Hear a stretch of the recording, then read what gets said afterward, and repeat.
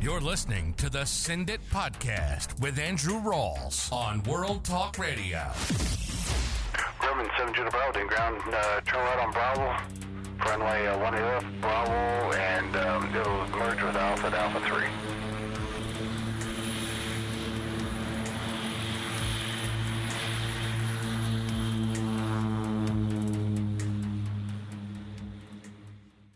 So I can't overstate this enough. Skydiving itself is a very, very dangerous sport. Base jumping is an extremely dangerous sport, which is why I've never really gotten into it that much. The odds go up significantly when you start going to one canopy or getting out at altitudes several hundred feet above ground level. The margin for error just it's extremely small before something really, really bad happens. And I can't really for the life of me understand why there's this people out there, and I have my reasons as to why they do it. None that really makes sense to me. Why they get involved in base jumping and close proximity flying with so few skydives under their belt, unless you're considered an expert in skydiving. And what I mean by that is you have 5,000 jumps, you have a decade or more in the sport, you have the ability to land a canopy any direction, standing up your landings, you have lots of experience dealing with malfunctions, and you've corrected things like not on heading openings, or you've had a situation where you've had to immediately go to your reserve canopy. You have no business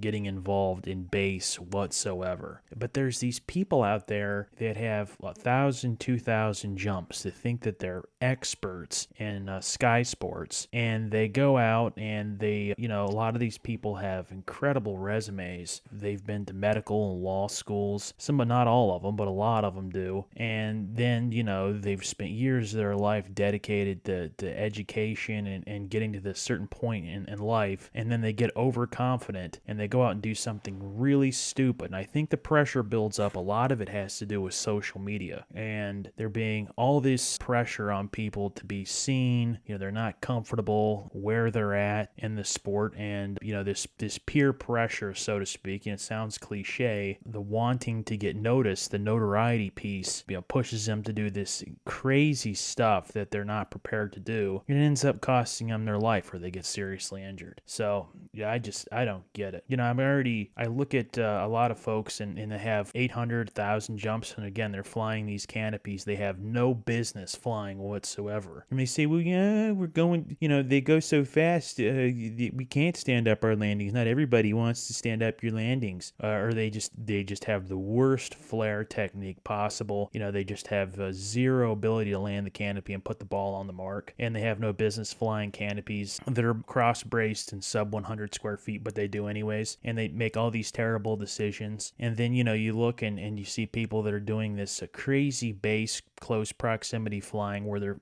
flying 5-6 feet up off the ground, going 100 plus miles an hour. I mean, they just have no experience. I mean, I guess it's one thing if you want to base over a bridge with a large body of water. I still think that's completely crazy. Can't really say that that's perfectly safe either, but at least you get caught with major line twists, or get a situation where you've got something wrong with your canopy. As long as you're going quasi subterminal, you land in a body of water, you're probably going to be okay, right? But some of this wingsuiting stuff, where they're flying and hitting notches that are 5 and 10 feet wide. These people just get overconfident in their abilities, and they get overconfident in the equipment, because a lot of this base equipment is shit. It's manufactured in Vietnam, sweatshops. None of the stuff is TSO'd. There's been really no research and development on it in terms of throwing it out at high altitudes, at high rates of speed, and seeing whether or not stuff blows up. Again, there's no reserve canopies on these base rigs. Absolute disaster. And like I said, I think a lot of it has to do with social media and people wanting notoriety and not feeling comfortable about where they're at in the sport. And maybe the sport has gotten boring for them to some degree, and they want to go out and try and do something different, but they end up not not erring on the side of caution and getting overconfident, and just like that, they're gone. So I think if you stick around in Sky Sports, you see people come and go like this, and it's just quite sad. You can be talking to somebody one month, and then the next week, the next couple weeks go by, and then you see something come out that they're dead. It's one thing, tennis, and you got golf, and you've got some sports that really aren't that dangerous. It's one thing to start getting aggressive and start playing thinner irons, trying to swing harder, or maybe it's tennis. You start ramping up the sessions with coaches, and you start seeking more information. But in skydiving, you just can't keep getting that aggressive, and particularly base as well too. There's just, again, the margin of error is just so slim. It's ultimately, I feel in a lot of cases, it's very irresponsible. So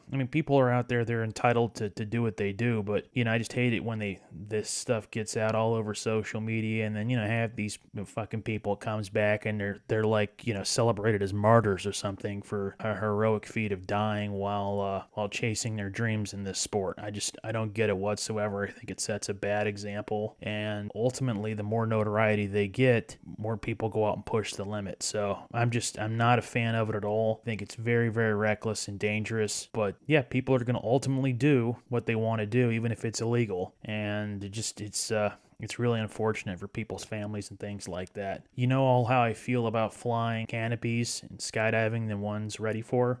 I think, you shouldn't even be considering above a 1.0 wing loading unless you've got 1,000 jumps. And, a very small skydiver, you shouldn't be going below a 150 square foot canopy, even if your wing loading comes out to be a 1, even below 150, unless you've got 500 jumps. In skydiving, most of the injuries happen while under canopy. Some, issue with the jumper being particularly aggressive, or them not knowing how to fly their canopy properly, or land it properly, I should say, and getting themselves seriously hurt. Just wanted to throw that out there. This summer you see a lot of action, people traveling, it seems like all across the country and in many cases across the world, and then they post all this shit on Facebook and social media, and they end up getting seriously hurt or they die. I can't stress enough in sky sports how important it is. You hear the old saying, skydiving, slow is the new fast, and it really is true. The slower you take things, the longer you survive, the more you enjoy the sport. You see people come and go, either because of injury, or either because they die, or it's a situation where they get burnt out.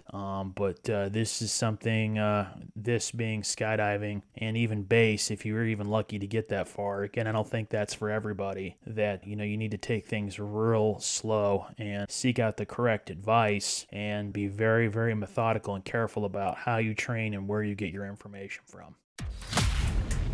You've just listened to Send It, a skydiving podcast hosted by Andrew Rawls on World Talk Radio. Send It is the #1 skydiving podcast on the planet, bringing listeners up-to-date information on all things sky sports. Be sure to visit senditradio.com to join the conversation, access the show notes, and discover our amazing bonus content and articles. If you enjoyed this episode, we'd love for you to subscribe, rate, and give a review. Until next time, 3, 2, 1. See ya.